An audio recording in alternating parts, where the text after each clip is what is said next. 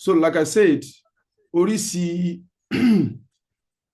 èèyàn mẹ́ta ló wà nínú network marketing. Aláwọn product users, a dẹ̀ láwọn product sellers. Bákan náà, a ní àwọn business builders, àwọn tí wọ́n máa ń lo product fún orí ara wọn. Àwọn tó máa ń lo product fún orí ara wọn, àwọn tó máa ń lo product sí tó máa ń ta product fún ẹlòmíràn, àtàwọn tí wọ́n máa ń rọ èrò sínú business. Wọ́n wá kọ́ wọn bí wọ́n ṣe ń lo product àti bí wọ́n ṣe ń ta product àti bí wọ́n ṣe ń build àwọn other people. So what kind of person do you think you are? Please put it on the chat box. What kind of person are you? Don't forget, I said each one is okay. Kò sí èyí tá a ṣe tí a ṣe. What kind of person are you? I want to see it on the chat box. Okay, Proslamia say I'm a business builder. Ango Mohammed say business builder. Oyebanji Aishat is also a business builder. Shehu Solu is a business builder. Abraham Abdurrahim, is that correct? Abdurrahman is a business builder. Shakira is a business builder. Mrs. Somotayo is a business builder. Afondaru Kayat, Belu Oremo Surat, Aminat Afolabi, business builder. Don't we have a product seller at all? Azan Suleiman is a business builder. Adam Olarewaji is a business builder. Tony Solu is a business builder. Uthman Abdulbasit is a business builder. Ayuba Sherifat is a business builder. Taiwo Adeola is a business builder. Okay, great. Dr. Mizomota say, I'm a business builder and product seller. She is a business builder and product seller. Olakash Yusuf is a business builder. Okay, now, great. Whether you are a business builder or product seller, please, there is one that is very important that everybody supposed to assume. Out of these three, we are all supposed to be a product user, come business builder. Gbogbo wa ló yẹ ká jẹ́ product user and business builder. If you really want to maintain great health, tẹ́ ẹ bá fẹ́ ní àlàáfíà tó péye di ọjọ́ alẹ́, a gbọ́dọ̀ jẹ́ a very good product user. A gbọ́dọ̀ máa lo product dáadáa. Product lílò gbọ́dọ̀ dùn wá lára. Tí a bá máa lo product, Ọlọ́run má jẹ́ ká ra burú, onírú àlàáfíà, onírú àárẹ̀ tí ó kọlù yàn, tí ó dẹ̀ fìyàn gan, and àwọn èèyàn máa béèrè pé ṣebó láwọn ń ta product tí wọ́n ló máa ń dáàbò bo àlàáfíà ni, ṣebó láwọn ní product tó máa ń prevent àrùn ni.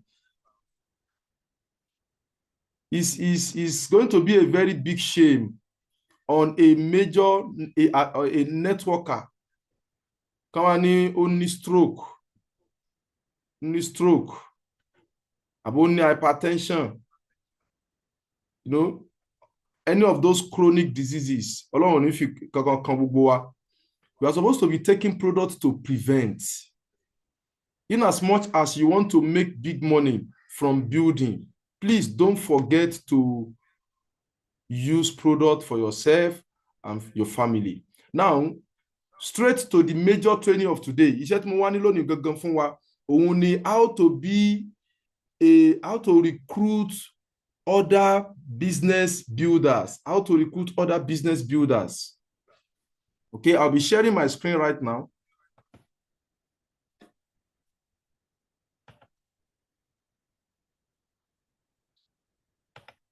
And please confirm for me. I believe everybody is ready to take notes. Are you ready to receive this powerful training this morning? Are you ready?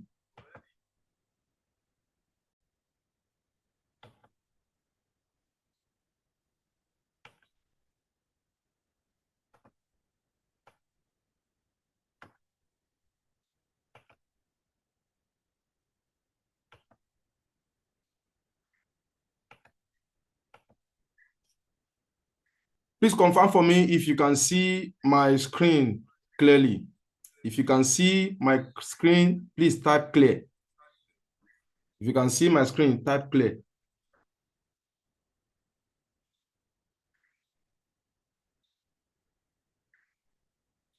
Okay, great. Great.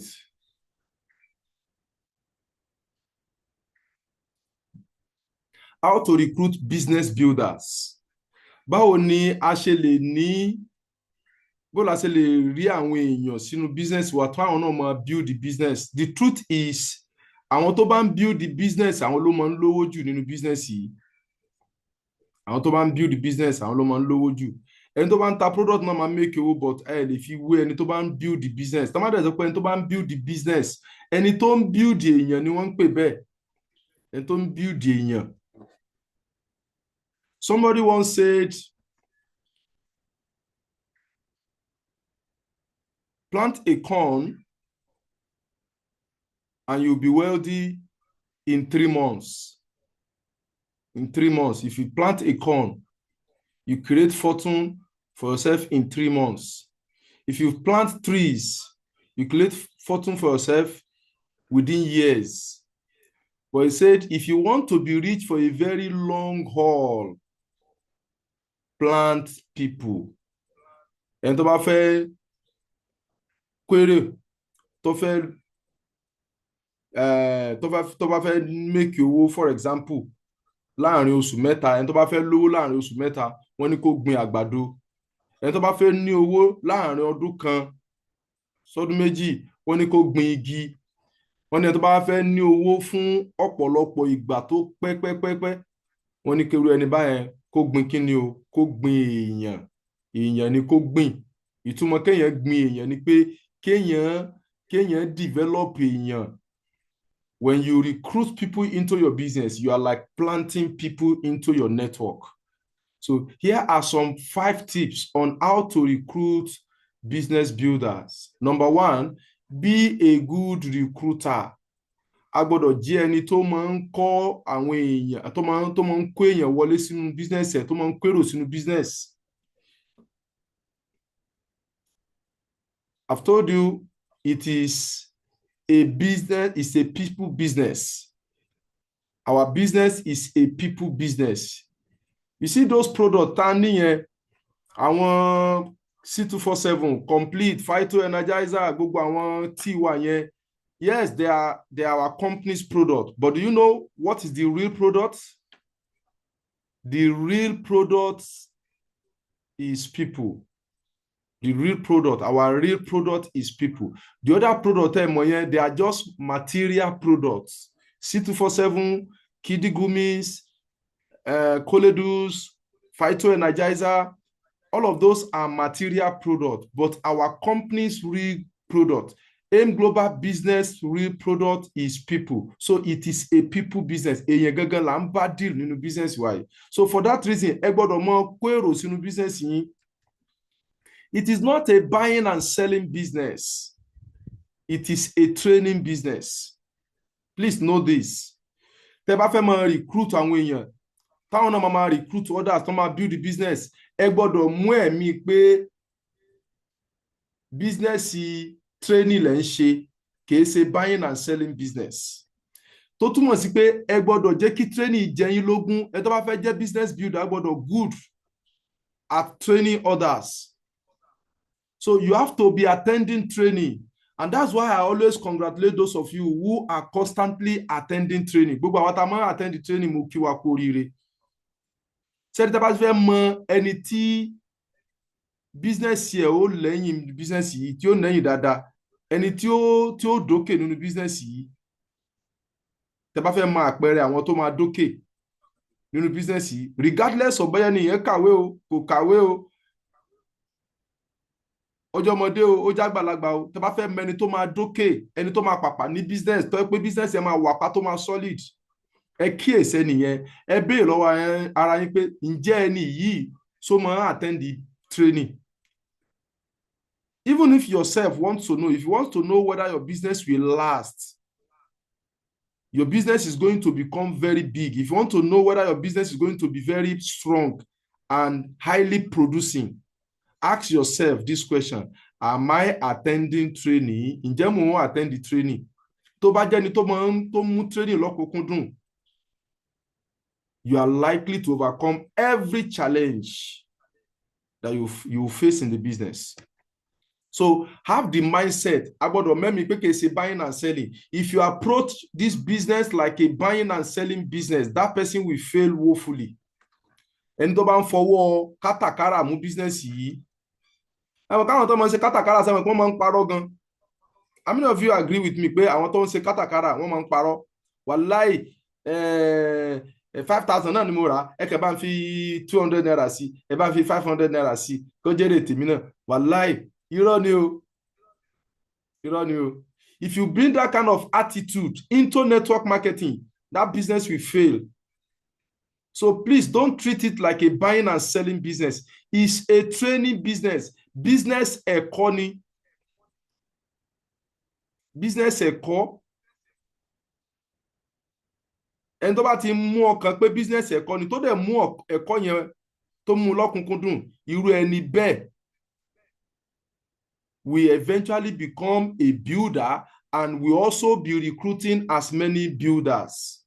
Look at it right now. There are only 70 participants right here on our training. Ìyẹn 70. Bóyá network ló gbà wọn kan lọ ni, it was 75. But now it's 70. Whatever number that is here, you just make sure pé you gẹ́gẹ́ bí ẹnìkan ò já kúò lórí training yìí next week Tuesday. Whatever training that you normally do with your immediate team every day, make sure you always show up the next time. If it is weekly training like my success masterclass on Saturdays 4:30, make sure you don't slide behind. Make sure you always attend. If it is millionaire school, make sure you are very regular. Be very regular in your attendance of training. It is not a buying and selling business. It is a training business.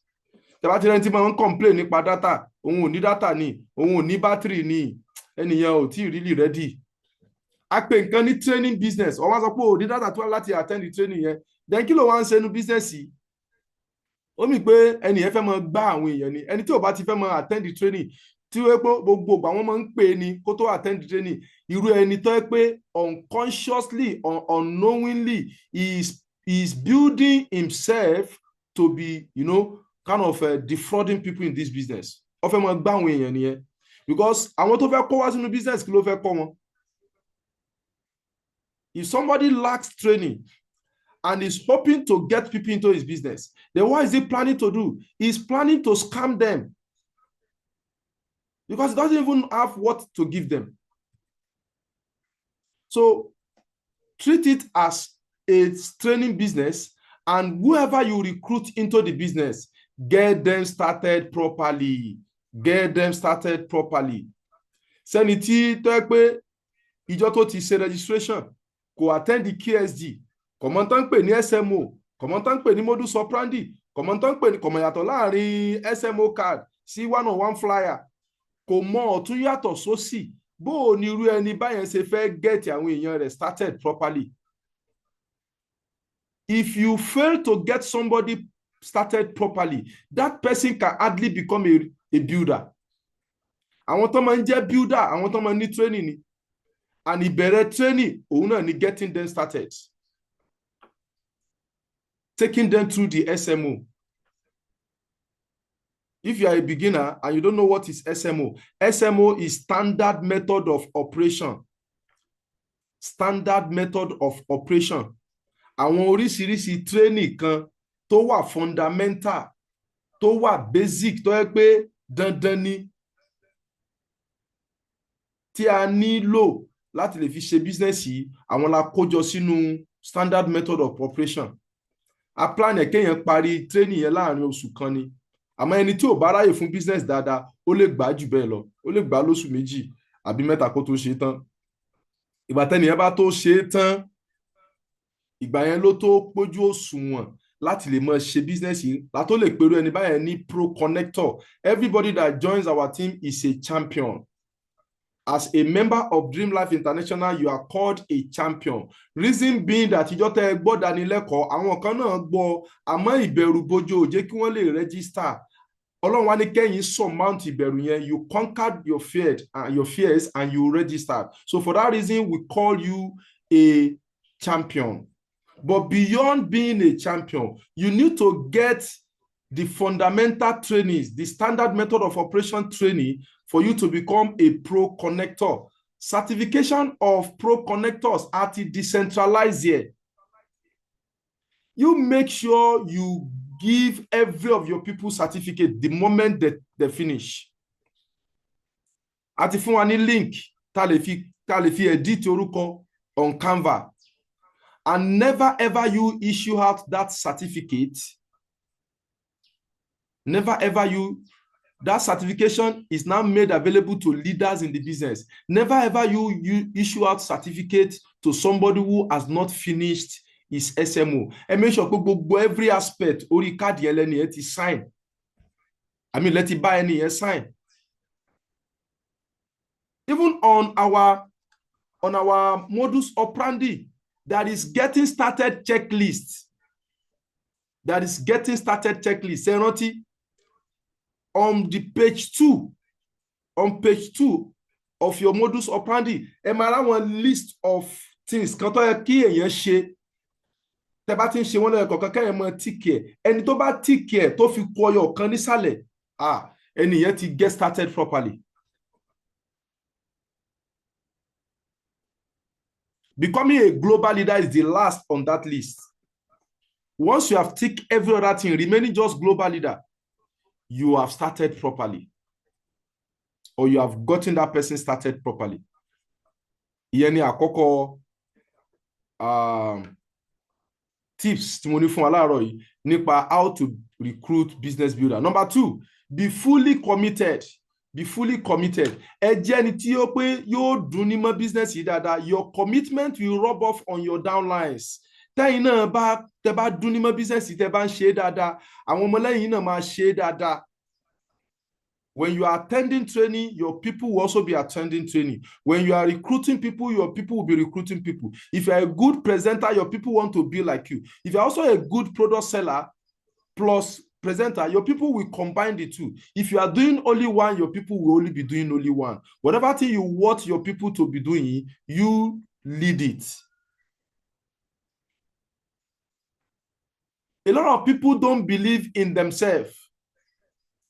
So when they see you as a very committed leader who is passionate about this business, they will believe being around you will help them succeed. Ọ̀pọ̀lọpọ̀ èèyàn ni ò mọ bí tí wọ́n ń lọ, ọ̀pọ̀lọpọ̀ àwọn èèyàn ni ò mọ bí tí wọ́n ń lọ, ọ̀pọ̀lọpọ̀ èèyàn ni ò nígbàgbọ́ lórí ara wọn. Tó bá wá rí wọ́n máa rẹ́yìn gẹ́gẹ́ bí aṣíwájú tó mọ tó ń ṣe, tó serious, tó ń ṣe dáadáa. They will want to be around you so that your commitment will rub off on them, so that you can help them to succeed. Wọ́n á fẹ́ máa wà ní àyíká yín, káwọn náà lè ṣoríire látara ìgbìyànjú yín. So ẹ gbọ́dọ̀ jẹ́ ẹni tí àwọn èèyàn á fẹ́ máa jókòó tì. Ẹ rí i pé téèyàn bá nímọ̀, téèyàn bá ní làákàyè, àwọn èèyàn máa fẹ́ máa pé sí ọ̀dọ̀ ẹni tó ní làákàyè yẹn ni. Ẹ lọ fura sí àwọn tó máa ń ní assembly. Tẹ́ pé ọ̀dọ̀ ẹnìkan ni wọ́n gbé assembly kan sí. Táwọn èmi máa wá ń jókòó síbẹ̀. Ẹ lọ wádìí ẹni tó ní ọ̀dọ̀ bí tó ti ń ṣe assembly yẹn, orí ẹni yẹn pé ju táwọn yòókù lọ ni. Ẹni tó rí ẹ bá pé làwọn èèyàn máa lọ ń jókòó tì. So when you want your people to be around you, you may not necessarily be too good than your people. Hello? You don't necessarily need to be too good than your people, but when people can see the seriousness in you, ọ̀rọ̀ ìwé kọ́ leléyìí, ọ̀rọ̀ ìmọ̀ nípa nǹkan tá à ń ṣe ni. Ẹni tó bá nímọ̀ nípa business yìí, àwọn èèyàn máa súnmọ́. Ẹni yẹn lè nímọ̀ ju yín lọ níbòmí o, àmọ́ tó bá ti mọ̀ pé nímọ̀ nípa business yẹn ni máa súnmọ́ yín. So if you want your people to be rallying around you, please get knowledge, get trained.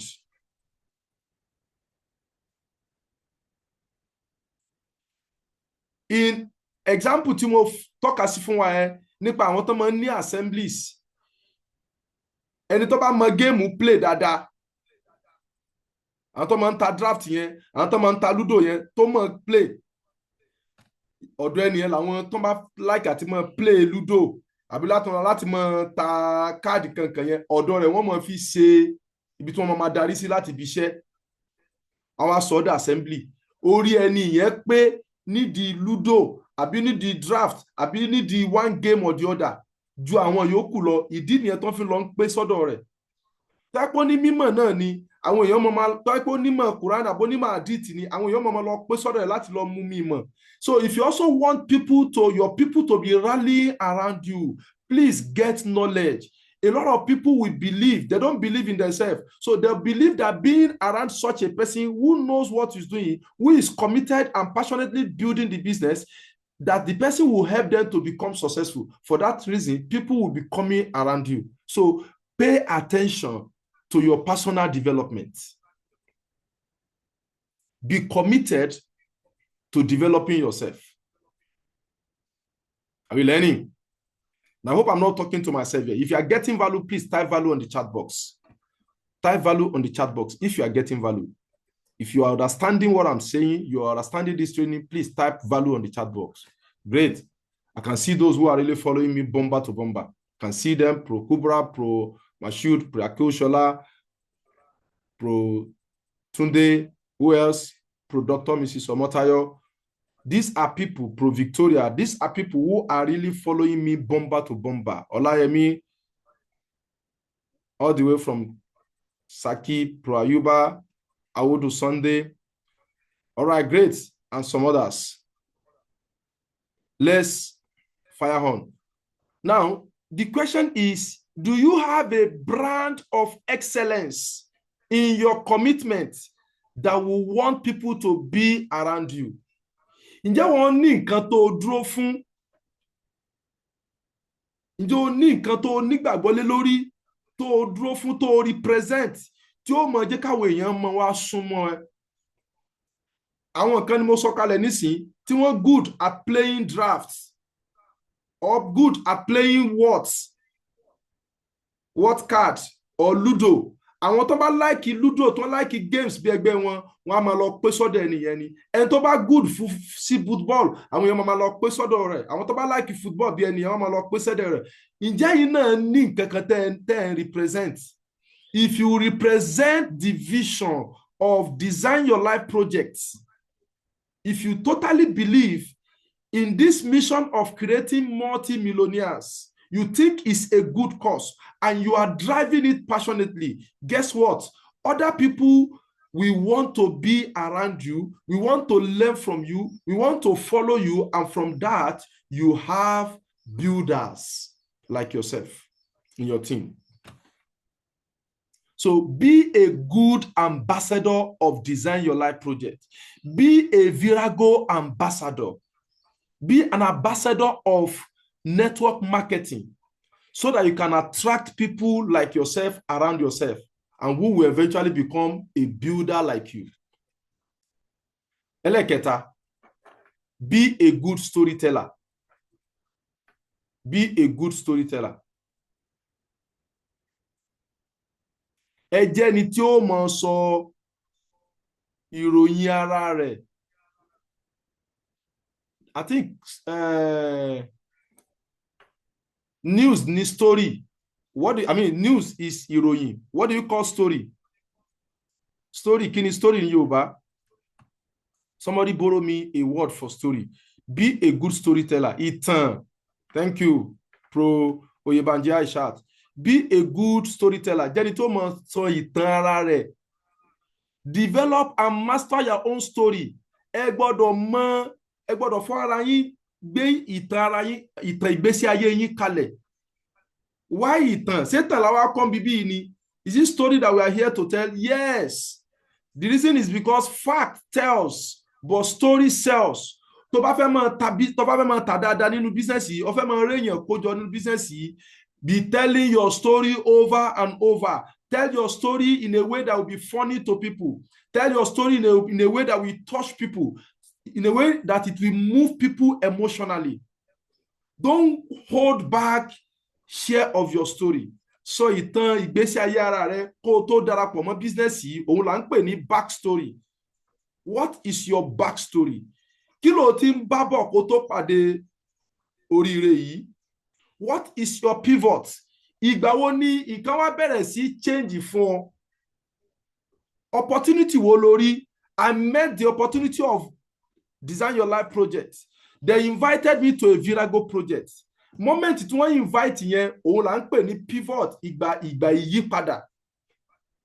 Tẹ́lẹ̀tẹ́lẹ̀ kí n tó darapọ̀ mẹ́tò yìí, ọ̀nà kan náà mo máa ń gbà make owó, salary mi nìkan ni mo máa ń dúró dè. Salary yìí ètò a máa ń jẹun ni, tàbá ti láàrin ọjọ́ méjì mẹ́ta àti pín tán. Bí mo ṣe máa ń lò gbèsè ayé mi papọ̀ bọ̀ wá nìyẹn. Àmọ́ nígbà tó wá di orígun kan, níjọ́ kan ẹnìkan wá pè mí. Mo réyàn pè mí sí Design Your Life project. Mo réyàn invite mi sí Virago project. Mo wá ra àwọn obìnrin bí ẹgbẹ́ mi tí wọ́n make owó, tí wọ́n dùn rí, tí wọ́n dùn wò. Ibẹ̀ ni mo ti wò pé opportunity lélẹ́yìí. Mo wá embrace ẹ̀. Èmi náà wá bẹ̀rẹ̀ sí ṣe business yìí ká tó mọ ohun tó ṣẹlẹ̀. Ìgbésí ayé tèmi náà bẹ̀rẹ̀ sí change. Even if you join the business today, because some of you may feel like that is where the problem is. Yes, I have my backstory. Mo níbi tí mo ti ń bọ̀. Yes, I have my pivot. Mo nígbà t'Ọlọ́run bá gbàdúrà mi ní business yìí tí mo rí opportunity, but I don't have benefit yet. I just joined. I have not made money. I've not seen any result in using of my products. So what story do I now tell about benefit? Yes, everybody can share the benefit of change of thinking. Can somebody say change of thinking? Change of thinking. Change of thinking. Kò sẹ́ni tí ò ní benefit. Téèyàn bá join lónìí, ó lè sọ pé látòní tí mo ti join, ìgbésí ayé mi ti bẹ̀rẹ̀ sí change látara pé ìrònú mi ti change. Ìrònú mi ti yí padà. Tí ìgbésí ayé yẹn bá máa change, ìrònú ló máa kọ́kọ́ change. Ẹni tí ò bá gbàgbọ́ pé òun náà lè ṣàṣeyọrí nínú ayé, òun lè náà ṣe dáadáa, òun lè lówó, òun lè lọ́rọ̀. Ẹni tí ò bá ti nígbàgbọ́ yẹn, kò sí nǹkan tó lè ṣe láyé tó máa dé kó lè ṣe dáadáa. Nítorí pé ọ̀rọ̀ Ọlọ́run ni. Ọlọ́run ní òun ò ní change ọ̀rọ̀ ìgbésí ayé àwọn ẹ̀dá kan àyàfi tó bá change n tí ń bẹ nínú wọn. So you can begin to change your life the moment you change your belief. Pé láti sìn lọ, èmi náà ti wá gbàgbọ́ pé èmi náà lè ṣe dáadáa. Ìgbésí ayé mi ti bẹ̀rẹ̀ sí change torí pé mo ti ní ìgbòrònú mi ti change. Gbogbo tí mo máa ń rò tẹ́lẹ̀ pọ́wọ́ mi ò lè tó tẹ́lẹ̀. Láti sìn látàná tí mo ti gbọ́ business àbí látòní tí mo ti gbọ́ business, mo ti wá rí i pé ó ṣeéṣe fẹ́mi náà láti lè dolówó. Mo ti rí i pé ó ṣeéṣe fẹ́mi náà láti lè dọlọ́rọ̀. Bóyá àrùn kan tó bá ń rọ̀nì nínú ìdílé, mo ti wá rí i pé ó ṣeéṣe kí n má ní àrùn yẹn, kẹ́rùn yẹn má manifest pé mo ti rí oògùn tí màá máa lò láti sìn lọ. Mo ti bẹ̀rẹ̀ sí lo oògùn yẹn. You now also share your belief. Ipe ìgbàgbọ́ mi ni pé àwọn obìnrin mi náà wà bí ẹgbẹ́ mi táwọn náà ní àdójúkọ tó yẹ pé bóyá àwọn náà ò fẹ́ kán máa dúró di ọkọ kan tó ṣe dáadáa. Wọn ò fẹ́ máa. You can share a story like I hate collecting money for matches. Kí n máa gbowó irú, owó ìsáná lọ́wọ́ ọkọ mi, mo hate ẹ̀. Àmọ́ nítorí pé mi ò ní nǹkan gidi tí mo ń ṣe, mo máa ń gbà á ní. Gbogbo àti mo máa ń gbowó yìí, inú mi máa ń bàjẹ́. Ìjọ́ tí mo ti wá rí opportunity, ìjọ́ yẹn ni life mi ti bẹ̀rẹ̀ sí change. Mo ti wá rí i pé àṣẹ mi náà ò ní máa dúró gbowó ìsáná mọ́ lọ́wọ́ ọkọ.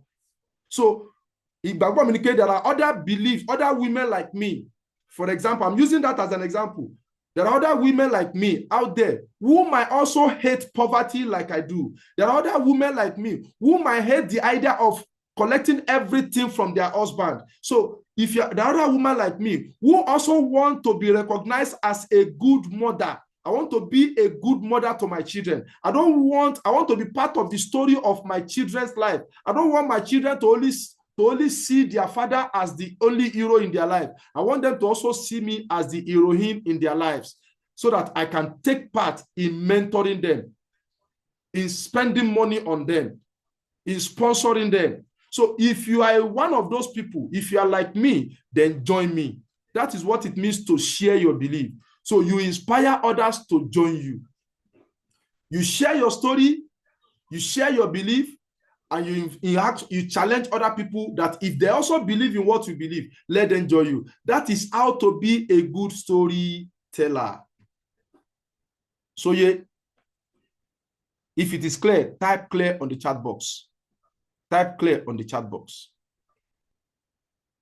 Kálukú ló ní identity rẹ̀. Your story is your identity.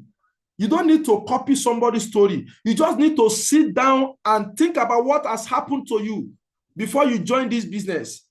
And since you joined the business, how your thinking has changed. What have you benefited? Is it the product that you use that work for you? Can it be product lẹ bá lò tó ṣiṣẹ́ fún yín? Àbí owó lẹ make nínú business yìí tẹ́ make rí? Even if you have been making money from other ventures before, an addition from this business is a progress in your life. Share that story passionately. Are we learning?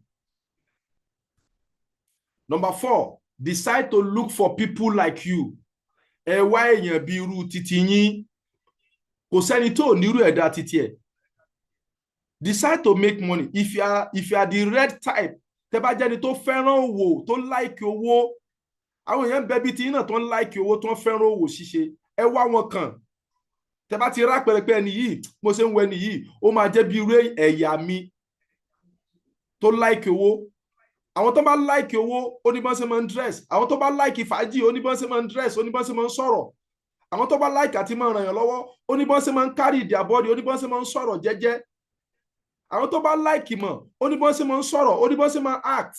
When you see traits of people, if you see traits in people that is similar to yours, then recruit them, talk to them, invite them, engage them in a conversation.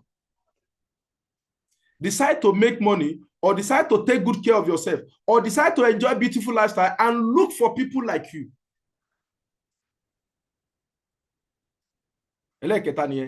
Find people who share common traits and value with you. Èmi gẹ́gẹ́ bí ẹnìkan, mi ò fẹ́ kí n máa jẹ haram. It's one of the reasons why I joined the business. Mo dẹ̀ hate poverty. It's one of the reasons why I joined this business. Mo hate kí n máa tọrọ lọ́wọ́ àwọn èèyàn. Kéèyàn fẹ́ sanwó school fees, kó máa wá pe ẹbí, kó máa para, kó fẹ́ sanwó iléèwé, kó máa wá fi nọ́mbà lé gbogbo àwọn èèyàn káàkiri.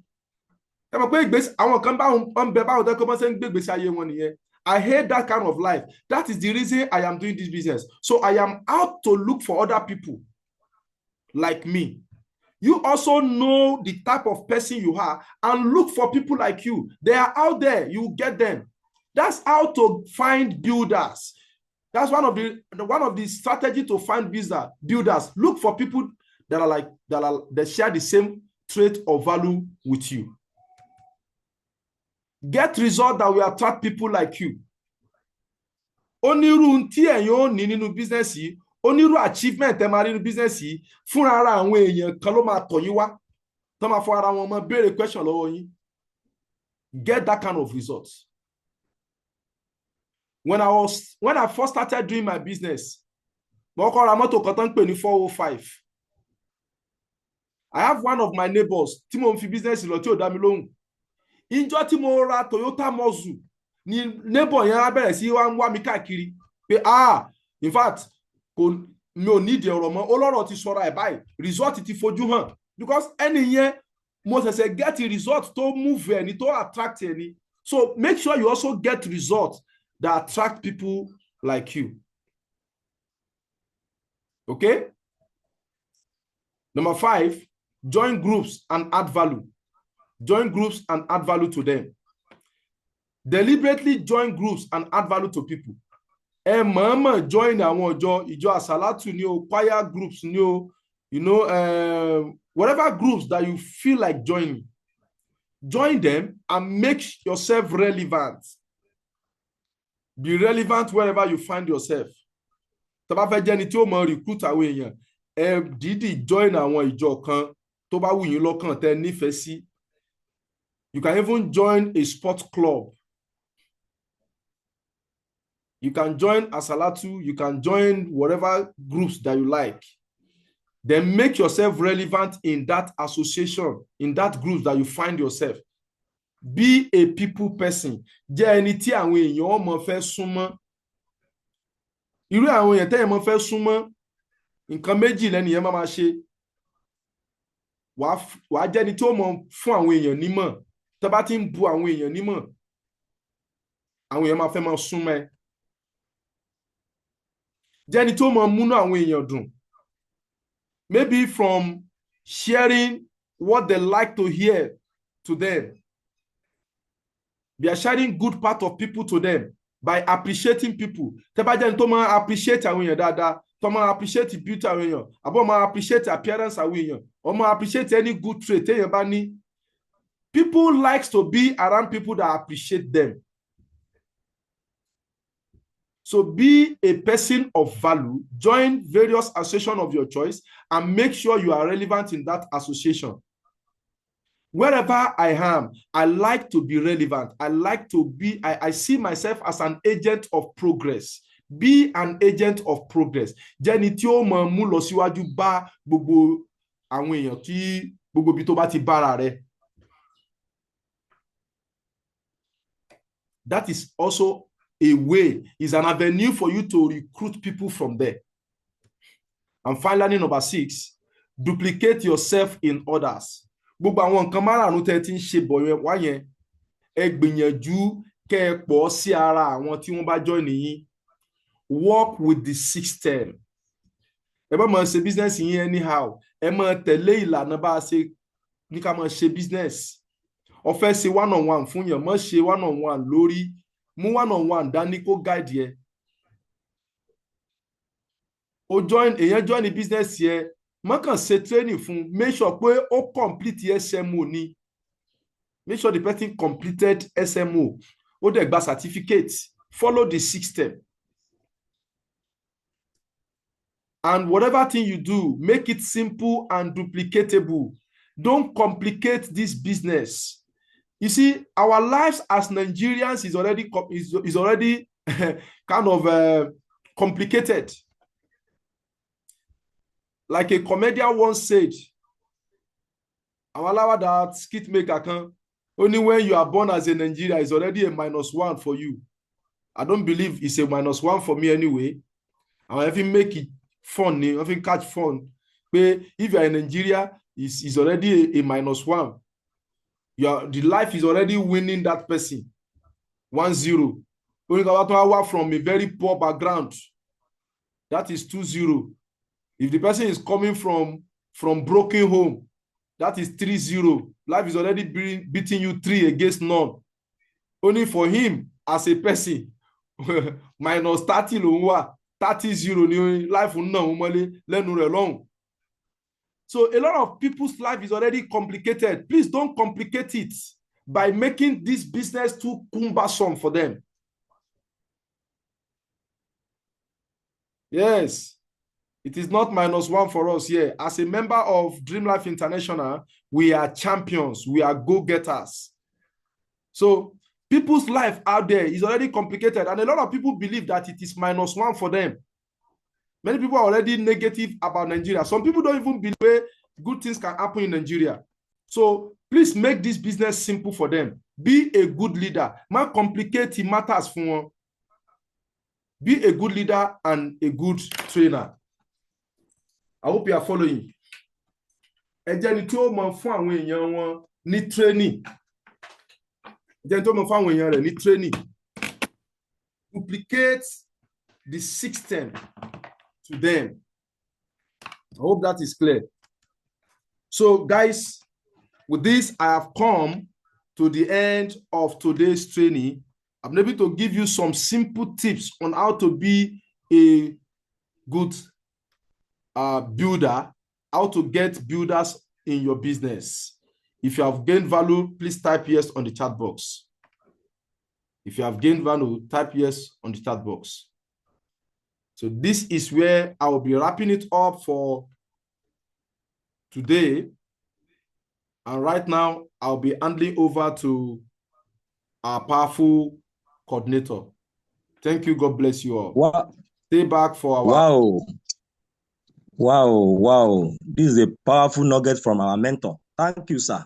May Almighty Allah be with you, guide you, protect you, and increase your knowledge, sir. Can somebody say type thank you, mentor, to the chat box? Thank you, mentor. Thank you, mentor. Thank you very much, sir. You're welcome. The next agenda is to read self-definition and affirmation. If you know that you are in an environment that is noisy, please don't unmute yourself, please. So now I'll be sharing my screen now.